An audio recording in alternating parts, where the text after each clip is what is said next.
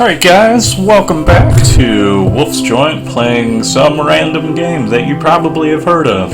This is Kerbal Space Program. Now, a little bit of a heads up for you guys, I've actually put probably about 3 times the amount of time that I put into Minecraft into this game.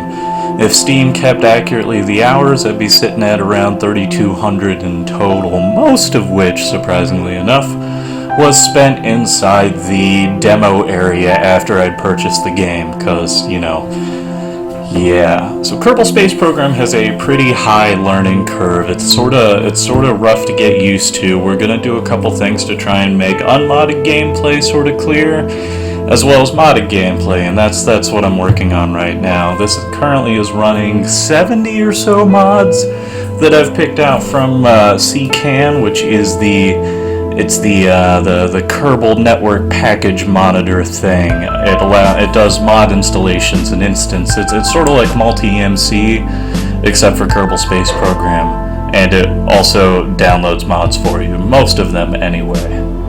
So yeah, I had sort of been losing interest in the Minecraft series as of yet. It's something I have to get over, but I decided to set that aside for a moment, and we're gonna do some Kerbal Space Program episodes while we kind of figure out what we want to do from there. Those 3 episodes working on Ender.io got tedious. So anyway, for those of you who don't know much about Kerbal Space Program, you essentially run a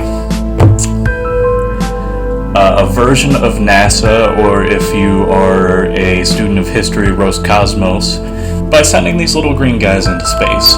This is actually a little green gal. I think it's Valencia. They added her in an update not too long ago, and I quite appreciate it. But let's start a new game. Now there are 3 different types. Sandbox mode means you have this place where you can edit your ships and you can launch them and go do what you want without any limitations. Science mode is where you earn science to research new technologies from your missions. So you only have certain parts available at the beginning, and as you proceed further and explore more and do more experiments, you're able to unlock more parts. Career mode, which is something that was introduced in, was it 0.7 or 0.8? I've been keeping an eye on this game since their beta version 0.21. If it tells you how long I've been around, back before the back when the textures in the buildings were way different. So career mode uses a couple different things in addition to the science. It's sort of like a hardcore mode, if you will. Not only do you have money and have to buy your parts, you also have reputation. So if you kill a lot of your Kerbals, it's going to be really hard for you to get contracts to get more money to send more ships to space. So let's go ahead and change this. Let's see here. Start new game, Wolfsjoint. Let's pick ourselves out a flag. Actually, I really like that one. So there we go, and let's get started.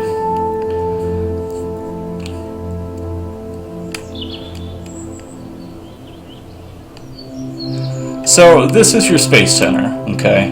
You got little quick tips that'll pop up when you enter a building for the new time, but you are essentially on the planet Kerbal, which is sort of an Earth, or an analogous Earth. You've got your vehicle assembly building, which is where you build your rockets, your launch pad, which is where you launch your rockets, your tracking station, which allows you to view things kind of in the solar system. So you can see here, this is the system we're currently in. So here's Kerbal. Now this is all loaded. There are no loading screens, there are no areas. The entire solar system is like preloaded, ready to go. So out here we have the moon, which is a actual moon analogous. And then out here we have Minmus, which is kind of on a more accurate orbit of what the moon would be. You see how the moon kind of has a basic flat orbit. Most things don't happen like that. If we expand out a little bit, you'll see that the entire solar system is here. Now, I've added a couple things.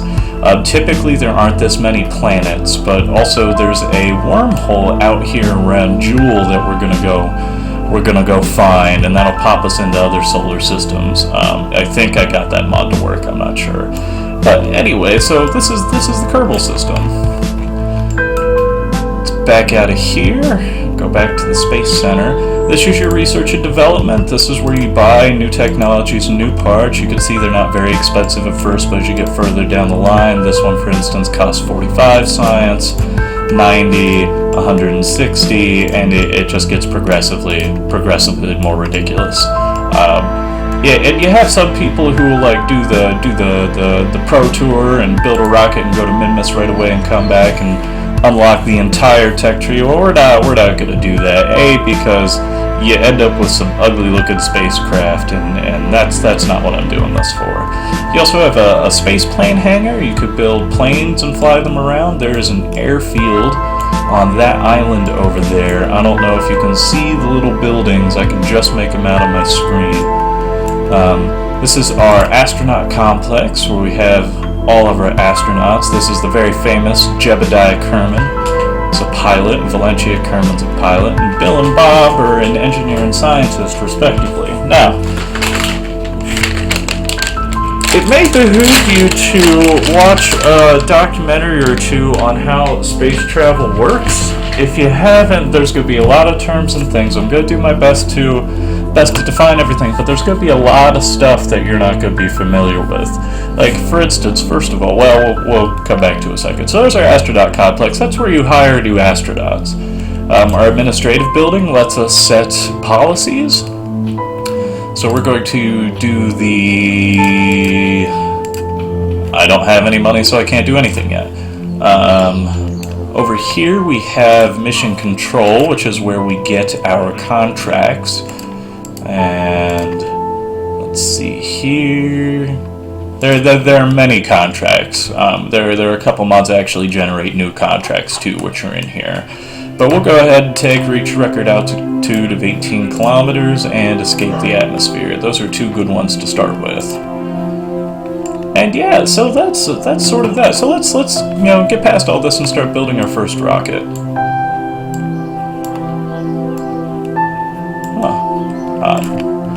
So we have 25,000 Kerbal dollars, or yen, or the currency in Kerman.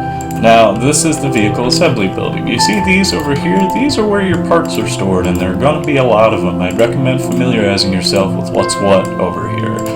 Your pods are going to be like your probe cores and your command capsules. This is a one-seater. It's a little Kerbal flag.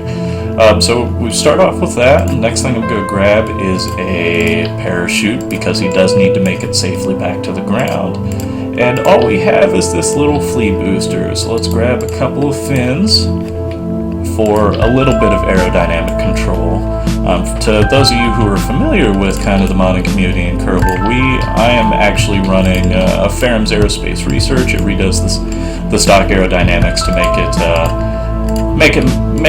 a little bit more sense, and somewhat easier to work with.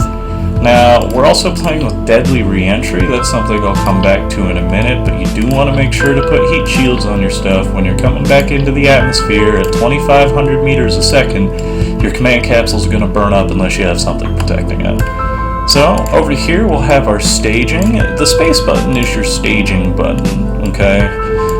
And a stage is when you activate the next vessel of a part. So for instance, our first stage is this little booster. Our second stage, actually I don't need this heat shield right now because I have no way to decouple it and actually use it. So yeah, there's this one stage rocket with just the booster and the parachutes lead it down. Now, the science is where you have the parts that can do your experiments. So mystery goo container is one you pretty much start out with. And the science that you could grab and the experience you grab are not only based on the part, but also by your altitude as well as what biome you're in. There's really a host of interesting things here. So let's, without further ado, go ahead and try and get this guy to space. Now, obviously he's not going to get to space, but we're going to try.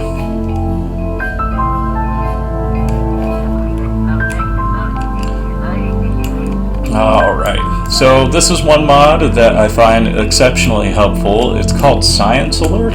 It tells you when there is a new experiment that can be done. So it said if I hop out here in EVA, I can take an EVA report for 5 science, or almost 6 science. We'll board back in. a mystery goo observation from the launch pad for an extra 3 science, and there we go. Now, the pilots are the ones that can use SAS, and SAS is I'll link a video to how a reaction wheel works in my description, but SAS is what allows you to keep your vessel on a particular heading without using the thrusters. And when we get into engines and whatnot, you'll find that some are able to, move their nozzle around and kind of move the force, that way the ship can be controlled, and some aren't. So it's really important to take a look at when building your spacecraft that you have the right engines. So let's do this. So this is a solid rocket booster, which means there's no way to throttle up or down. So it just kind of goes. You can do a thrust limiter, but it's not the same thing. I could set it for instance, 50%, and it would only thrust at 50%, but there's no way to edit that in flight. And you can see right there, I just grabbed another mystery goo observation container report. But so since we're a little bit further up here now, I'll take a second to kind of get a look. Over there, if you could see, is the airfield. You can make it out a little bit better. You can see on the nav ball here, the prograde marker just kind of swept down past us. That's a pretty clear indication that we're also going down as opposed to up now. Also, we're gaining velocity and there's no thrust. If you're ever playing from IVA, which you can, and I'll get into all this in a second, it can be hard to tell. It's pretty disorienting, actually. So your parachutes, you wanna pop them pretty close to the ground, otherwise you're gonna be spending a lot of time waiting for your ship to fall down. So I'll pop these right around 1,000, and there we go. And that'll slow it down right in time for it to land. Okay. Perfect. Well played. Jebediah Kerman is okay. Let's take another EVA report. And board the craft. Board the craft anyway. We'll take another mystery goo observation. Yes, and we're safe and sound. Landed well, sort of safe and sound. That solid rocket booster's gone, which means we don't get the money for that. So when you finally do land, you need to recover your spacecraft. Now, I'm not sure whether this is something in stock, but I know in the 0.9 version there were a couple things that added modifiers based on how far away your vessel was from the Space Center to recover. You just wouldn't get as much back, funds-wise. So you can see Jebediah Kerman. This is another mod. This gives the Kerbals ribbons for all the missions they complete. So, award for completing at least a single mission as a pilot. Award for researching 10 or more science points. First Kerbal to come back and land okay, apparently. I don't know if that's true, but... And then, oh yeah, oops. Award for withstanding acceleration of at least 7G for 3 or more seconds. So yeah, there we go. Now let's go ahead and head over to our research and development. We've got enough points to pick up both of these, so we'll go ahead and do that. Now, we are working with a mod called MechJeb, which is sort of an autopilot mod, and people are probably going to get real mad and be like, oh, that's cheating, blah, blah, blah, blah, blah. Well, it's integrated into the tech tree, but I modified it, so I'm going to unlock the whole thing at flight control. That'll probably be episode 2 when we get there, and I'll work through how all of that works. But the enjoyment for me for this game comes from designing and just designing a vehicle that'll do what I want it to do and make it. Unfortunately, if you're flying freehand, which is pretty unrealistic compared to normal space programs, you have a tendency to make a lot of mistakes. You preferably want a joystick. We'll go through how you could do that, but MechJeb just makes it easier. You know, the astronauts on the space shuttle didn't fly the shuttle. I mean, they could, but it was really unrecommended, and it was flown by wire. Houston controlled it almost the entire time. So, yeah. And actually, we have enough science to grab our next one. Now, we do have a couple life support mods, so that's something we have to keep in mind too, is we have to feed our Kerbals and have them breathe while they're up there. Those parachutes would be nice.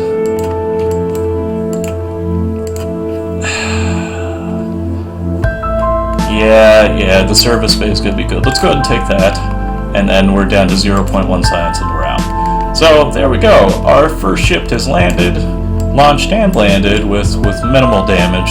And we're not going to bother naming that one. That was just kind of our throw this one out there. So let's go ahead and make another one.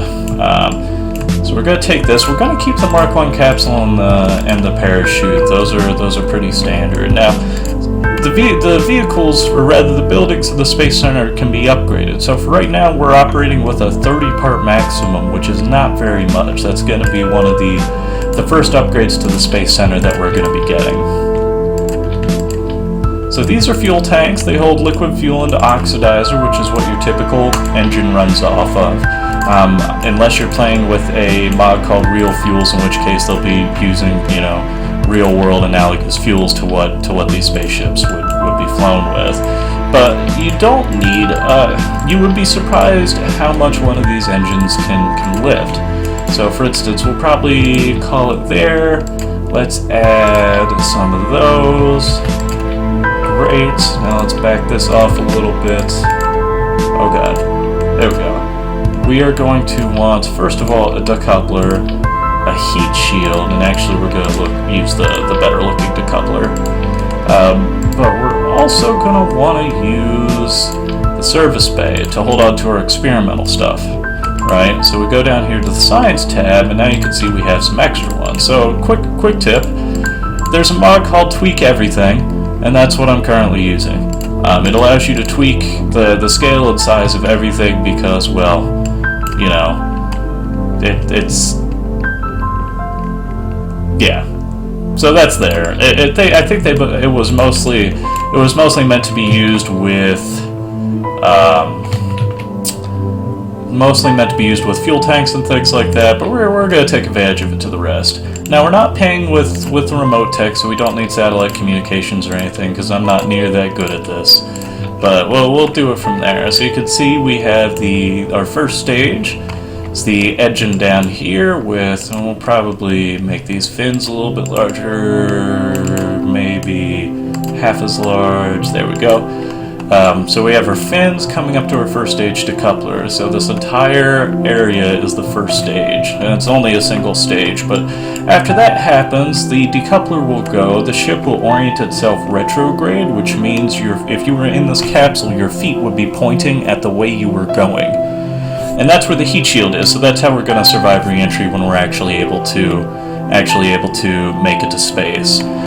So the second stage, first stage, god, these numbers are confusing. The stage here, the second staging button is the decoupler, followed by the third, which is the heat shield decoupling and the parachute going.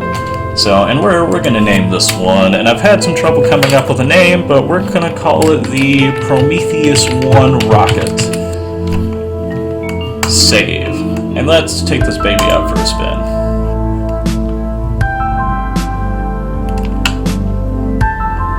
Now this one should have Valencia in it, so we still have... Oh, Jebediah Kerman's still here. Fantastic. So we've got our SAS on.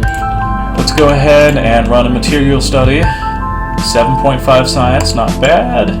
And let's go ahead and take off. So we're going to take a crew report and another material study. 17.5 and 3.5, that's not bad. Now, so... For those of you who don't know much about spaceflight, you probably think you just kind of go straight up and get to space, right? Well, watch a launch of the space shuttle, or watch a launch of the Delta IV heavy rocket. That's not exactly how it works. So what it is we need to get up past the thick of the atmosphere, and that's what this first stage is really for, is getting through the thickest part of the atmosphere. You gotta be going kind of slow, because if your thing heats up on the way out, remember your heat shield's on the bottom, not the top. So it's kind of like taking a brick and hucking it into space and giving it just enough thrust to keep it moving until it can safely fully accelerate. The space shuttle did the same thing. Typically what it'd do is it would take off, get out of the close atmosphere, the lower atmosphere, and then start heading downrange. So you can see we're starting to get Mach effects here. We just passed about 360 meters per second. We are probably less than 1.2 kilometers downrange, but we need to go ahead and start angling ourselves. just past 490 meters per second, altitude 17,500 meters. A couple more experiments. Let's take the material study and the material goo observation. And you can see this is the prograde marker, so this is the direction you're heading in. Just past 750 meters per second, probably 5 kilometers downrange. Now this is kind of what we're worried about. We're starting to get re-entry effects, so let's go and throttle back. We're not going to have enough thrust to get us to orbit. We're going to get pretty close though. 50,000 meters isn't bad. AP stands for apoapsis. This is the highest part in your orbit. And we are about to lose main thrust from the engine. Now you can see we're still going up. We're still heading in the direction of the curve. When you are off this marker, or when it starts going down, is when you start leveling out, so that'll be here in a second. So what we're going to want to do is we're going to want to go ahead and stage. Separation complete successfully. We're going to go ahead and orient ourselves retrograde. Remember, that's where your feet are kind of facing the way which you were going. And this is to keep all the heat on the heat shield. And you can see that they're just kind of floating wrong. Actually, your bracket buttons allow you to separate between different things, but you can see there's already 250 meters of separation between the two. So this is going to take us a while to get down, so let's go ahead and take a look at the internals of the cockpit. We haven't done that yet. We're running a mod called Raster Prop Monitor. Okay, F2 disables your overhead display. So let's take a look at some of what these things do. So here's our orbit. Okay, this is the Kerbal body, and it would just kind of show us getting up. The blue line's the surface. The gray line's kind of like a parking orbit. We don't have vessel view. There's our nav ball. It's just exactly what you would see in the other one. You can see we're getting pretty close. Altitude's currently 60,000 kilometers, or I'm sorry, 60,000 meters, so we still have time. So there's our nav ball. It's altitude, current velocity, acceleration, our speed relative to the surface, as well as some lights, so RCS, we'll get to those. We don't have A right now. Landing gear, brakes, all of these do something. So let's see, what other options do we have here? There's orbit, there's navigation. God, I got worried for a second. Oh, we just passed the horizon. Okay, we're going. Nope. That is frightening to see that, though. I don't remember what all these... Oh, okay. I'm surprised that this doesn't list our delta V. Okay, here's our resources. So we still have 200 and a blade of shielding left, and that's what the heat shield's made out of here. Monopropellant, power reserves, and we haven't eaten anything, aka snacks.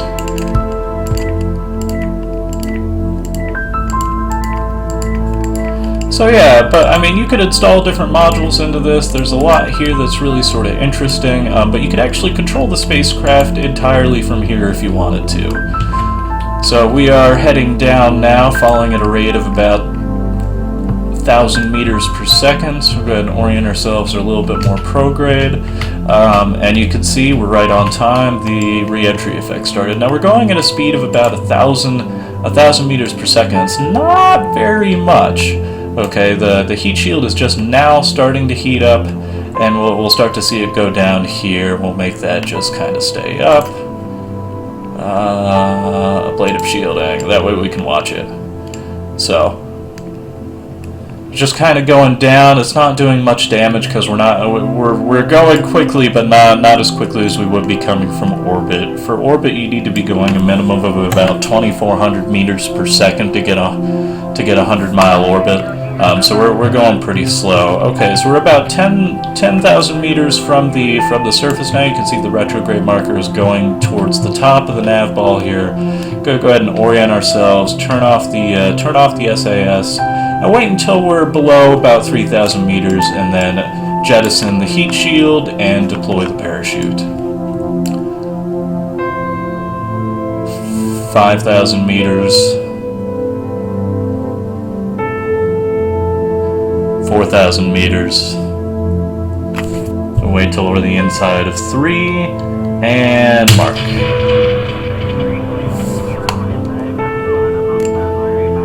The heat shield exploded for some reason. That's interesting. But so you can see the parachute there. It's currently slowing us down, and it will pop or fully inflate right around 700 to 500 meters. It starts between 1,000 and it fully inflates by 500. So there is some time. It doesn't automatically slow you down. It's going to take some time. If you do it too late, it's not going to be your friend. So we're about 650 meters up. That's about 2,000 feet, and we're just kind of floating down to the surface from here. So I hope that first episode's something enjoyable. I got to decide whether I'm going to put music over the back or not, but Jebediah Kermit is working on completing his successful second mission, and we will be researching some new parts and building or start working on ideas for the Prometheus Mark II rocket. So I hope you guys enjoyed. If you have any suggestions for things you want to see, let me know. This is really just a sandbox game, and we're out in the middle of the ocean right now. First thing a little bit before we go, the Kerbal has a lot of the land masses. It's like what Earth will look like in 100 million years or something like that. So you see Africa, Spain, Europe's moved north. This is China, Mongolia. All of it's there. It's just kind of if tectonic travel has done anything. So this is like the further edge of Canada coming down to North America, a sort of asteroid impact. Yeah, but interesting. Anyway, guys, I hope you enjoyed. I'll see you next time.